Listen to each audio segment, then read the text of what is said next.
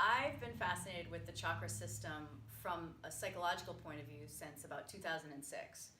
So I was in graduate school and I had been studying yoga for a while, about probably 7 years, and the philosophy of yoga for a very long time. My undergraduate degree was in philosophy, and specifically Eastern philosophies, and Hinduism really drew me in.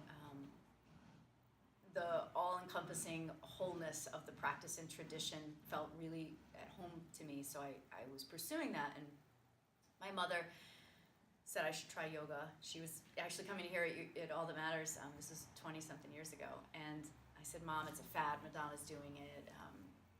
Whatever. And she's like, well, it's a 5,000-year-old fad. You should try it. I was like, okay, Mom. So I did, and here I am, sitting in this room still 20-something years later. But when I was in graduate school, it was holistic counseling that I studied, and the course we were talking about the chakras, and I just saw a very direct line between the chakras and Maslow's hierarchy of needs and developmental psychology. So it was then that I started, doing a lot of my papers in school revolved around this concept and theory, and then since I've been in private practice since about 2009,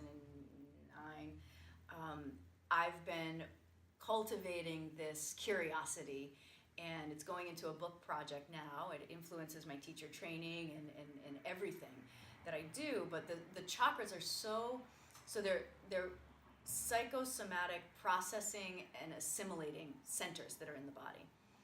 And let's just take Mooladhara, for example. The root chakra is responsible for us feeling safe and sound and nurtured and healthy.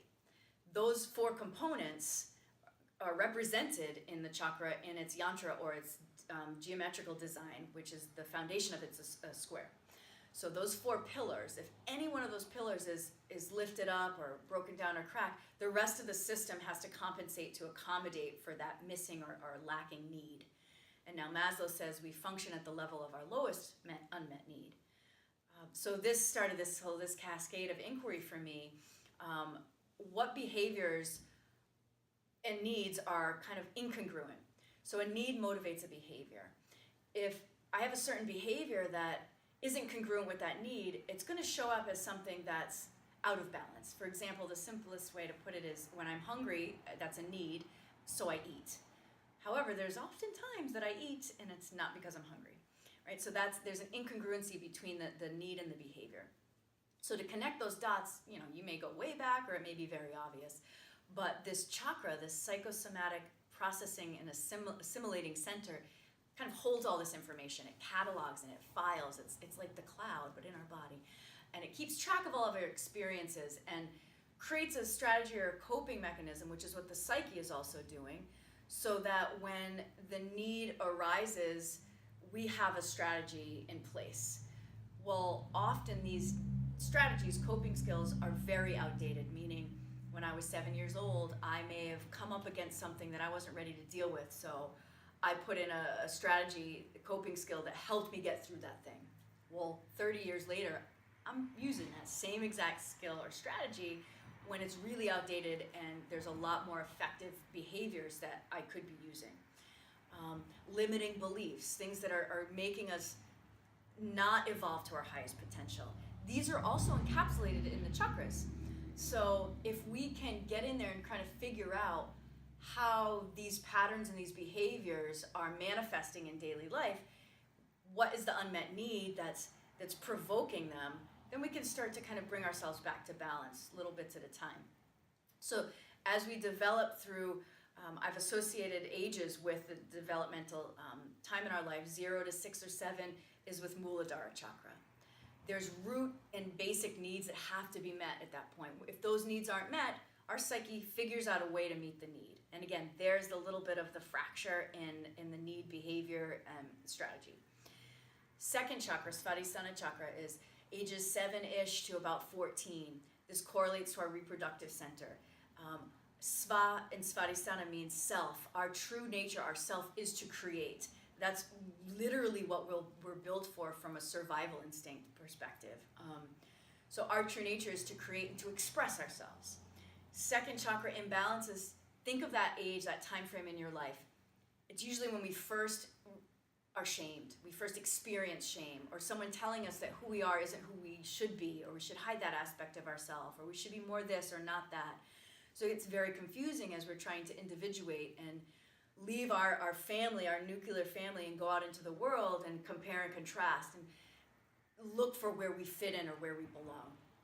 So all the mini traumas or the big traumas, and that's a relative, trauma's relative, that happen during these specific stages formulate the behavioral aspect of our being.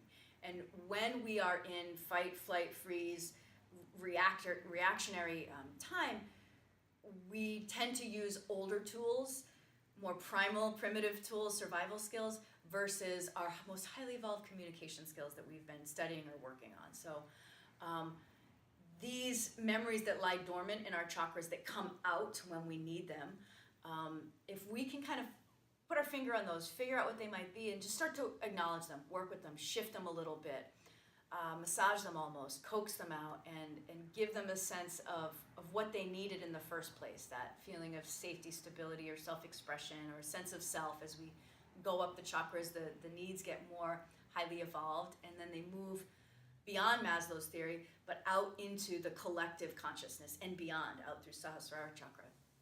So it's a beautiful way to look at who we are, where we fit in, what is our purpose, where am I getting derailed, and how can I get back on track.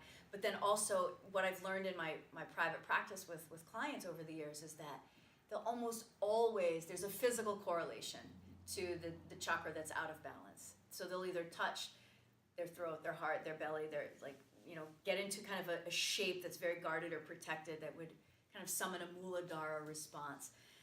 So this fits in with yoga because we can do certain poses, we can put our body in certain shapes, and we can do certain breathing practices that will alter our nervous system, that will kind of take us down out of that defensive state and more into a receptive state. So it's a great blend of neuroscience, brain neuroplasticity, the physical body, yoga, asana, philosophy, chakras. It brings it all together in a practical and like applicable way that we can use right away to understand ourselves and other people.